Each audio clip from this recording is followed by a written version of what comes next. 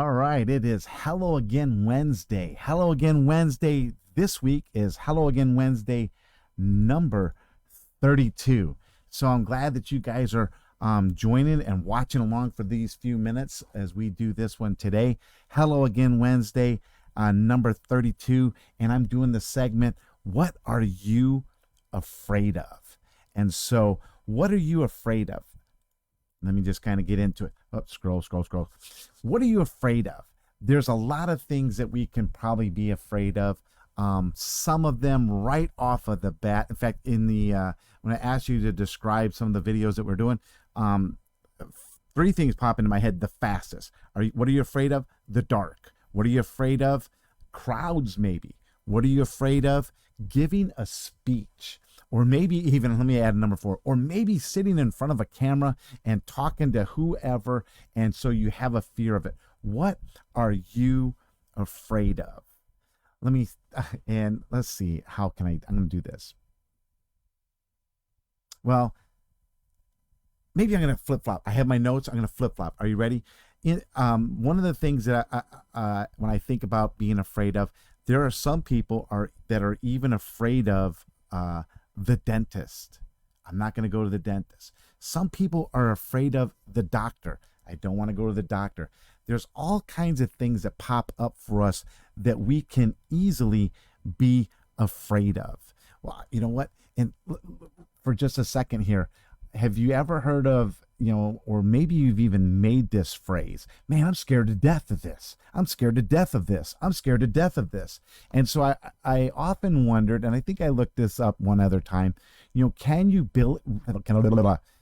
you really be scared to death? And so I kind of looked it up. There's all kinds of technical things of yes, because they always come out with this answer. Yes, you can be scared to death.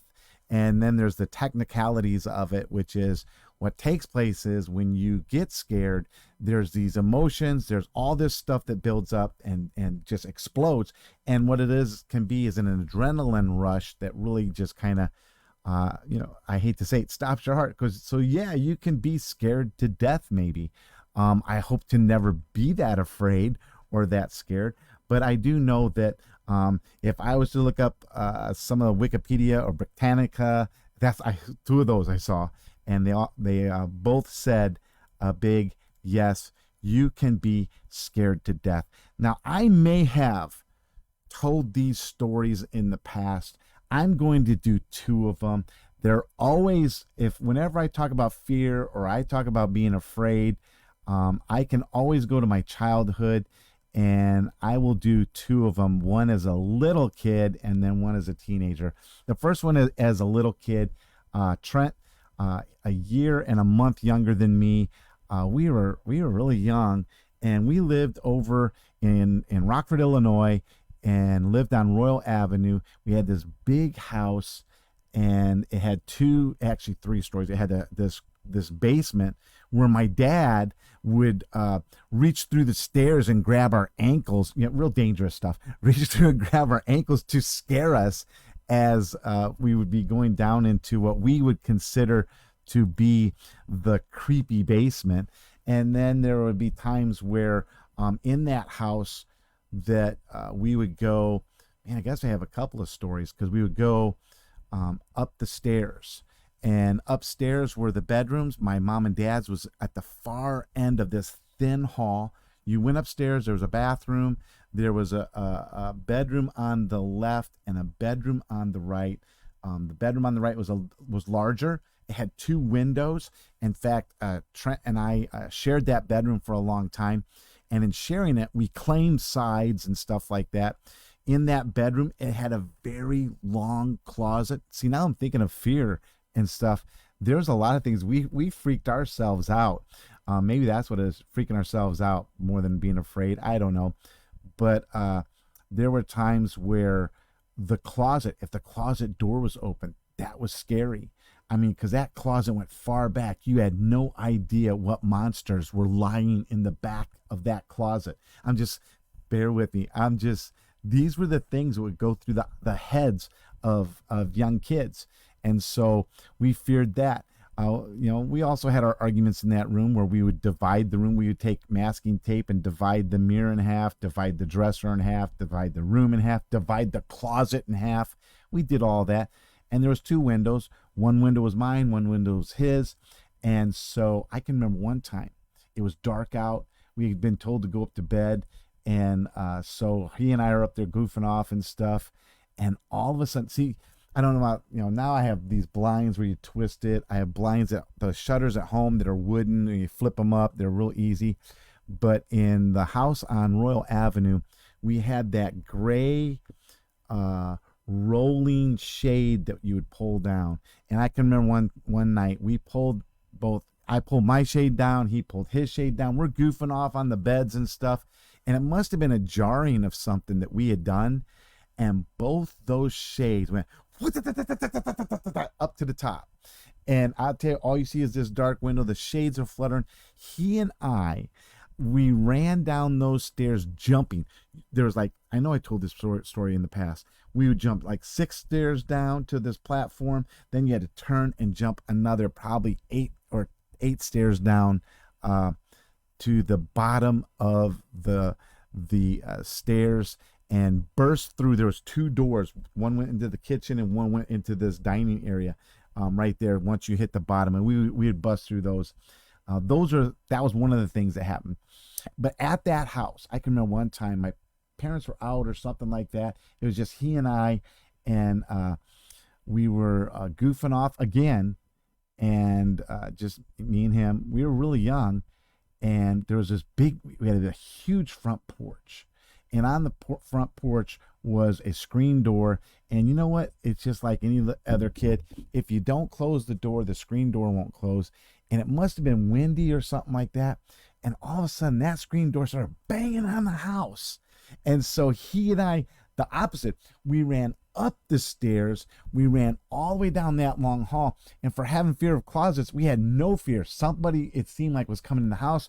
So we ran to that closet of my mom and dad's. And my dad will remember this if he sees this. He had this old shotgun. And I can remember hiding in that closet, Trent and I holding on to that shotgun because it was broken. And we're holding on to that shotgun like if someone comes in, we're going to just show them the shotgun. And hopefully they'll have a greater fear than what we had. That was one of the things that took place on Royal Avenue in Rockford, Illinois, of a fear that we had. As a teenager, now I don't know about you guys, but one of the problems with being afraid is we kind of scare ourselves. We're dumb enough to watch the scariest movies. Some of them nowadays are just absolutely just gross. They think gross is scary. Well, gross is just gross. It's not really scary. But I can remember watching some scary ones. Halloween was a scary one. Michael Myers. Friday the 13th, the very first one, was scary, in my opinion. And I'll tell you how it went. We'd be watching these scary movies, and then you had to walk from the movie theater, which was near the bowling alley. We lived in Shape, Belgium, and a lot of my Shape friends are going to know exactly what I'm talking about, especially if they lived in the apartment complex that we lived in. You had a school complex, you had a shopping complex right next to it, you had a bowling alley, a movie theater right there, and you had some nice housing that went off by the football field and ball diamonds and stuff. And then you had our apartment complex, which was right across the street from the school. So we would walk up this street from the movies, and I was by myself. It was late. I was probably doing other things other than just watching a movie. But as I'm walking up, and like I said, a lot of my Shape friends will remember this. There's a little hut. We called it the Scout Hut, just a tiny little building, and it was in the woods, right next to the woods. And as I'm walking up to our apartment complex, I think we lived on the 3rd floor or something like that. I would begin to hear things in the woods. And so then I began to start scaring myself, freaking myself out that I heard all kinds of things in the woods.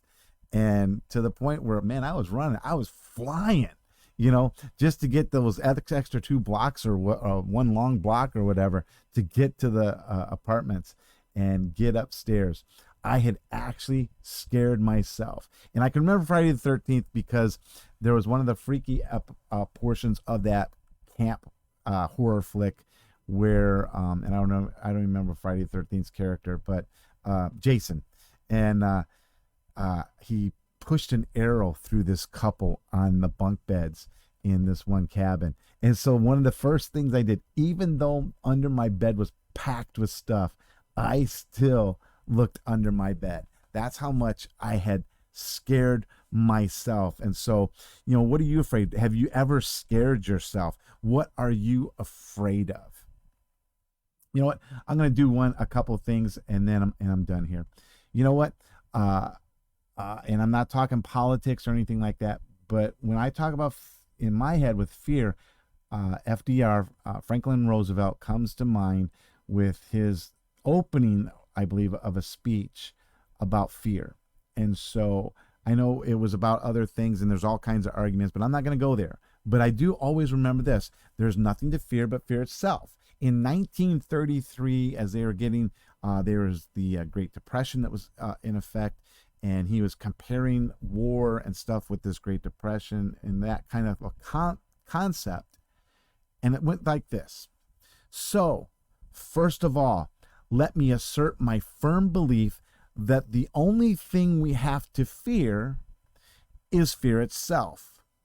Nameless, unreasoning, unjustified terror which paralyzes needed efforts to convert retreat into advance. One of the reasons I'm taking the whole concept of this speech right here in this area, it's not just we have nothing to fear but fear itself. I love the thought process that fear, it can paralyze needed efforts to convert retreat into advance. And we need to advance forward. And then his speech goes on like this: in every dark hour of our national life, a leadership of frankness and vigor has met with that understanding and support of the people themselves, which is essential to victory. Walk away from the sides of politics and come together with one thought process that, you know what, when you decide that fear will no longer paralyze the things that we do in life, we can have victory. I really believe we can have victory. And so now I'm going to go even deeper. And I probably wish I knew more of this than I did of fear itself thing back when I was a kid or back when I was a teenager. But I have learned through the years that my faith has brought me this far. Ready? 2 things. Deuteronomy 31:6. Be strong and courageous. Don't be afraid or terrified because of them. For the Lord your God goes with you, and he will never leave you nor forsake you. Man, of all the things that would help me with fear, it is always God. It is always knowing that the Holy Spirit is with me. What a great gift. And so, yeah, it takes away most of my fear. I mean, I do have times where it's like, wow, this is, it makes you come to this choice. Do I want to advance or do I want to retreat? Do I want to have fear or do I want victory? And so I take it with God.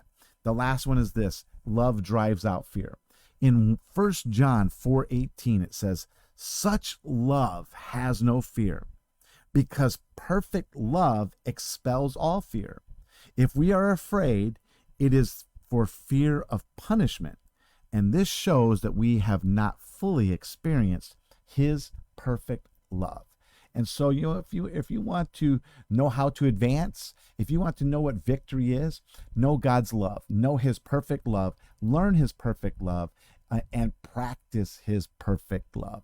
And not only will fear be driven out, but you will be able to help others with their fear. So that's where I'm here at today. What are you afraid of?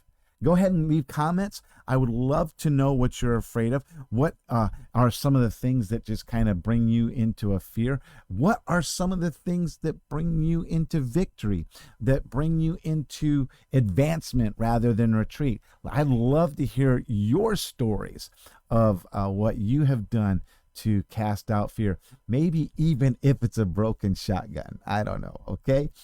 So what drives out your fear? Be sure and let me know. You know what? This is a rare thing. We have decided for this 1 week in church here to kind of pause, allow some people to spend time with families and stuff like that. And so to this week we have paused a couple of things. We have this thing called I'm probably going to say it wrong now because I don't have it right in front of me. It's computers, communication or conversation, and community. It's a gathering that we usually do on Tuesdays and Thursdays for a couple of hours. Come and go as you please. And, we're probably going to change it out down the road, but, we paused that one. And we're pausing our Wednesday Bible study. We usually have a Bible study at 4 p.m., but today, we are not going to have a Bible study. We're going to pause it. I'm actually about to spend more. I've got all my grandkids gathered together now. Some came from Illinois last week, and so now we're doing a bunch of things together. And I am not afraid, but we are going to have a water balloon fight. And so, man, be strong, be courageous. Hey, be sure and comment. Let me know some of the things that's taken place in your life. I love to read them. Last week was some great ones. It was a lot of fun. Keep doing it, okay? Make sure you put a big like on it or a dislike on it. Make sure you share it. Man, I'll say it over and over. Share the things so that we can pass along some love, okay? And it's the same thing. You can always check us out on YouTube. I do have a YouTube channel. It's called Brent Miller, I believe. That's it. And you can check it out there also with some of my other videos. And you can also see us with the church videos. Have a great Wednesday. Do not be afraid. And I will see you next week for Hello Again Wednesday.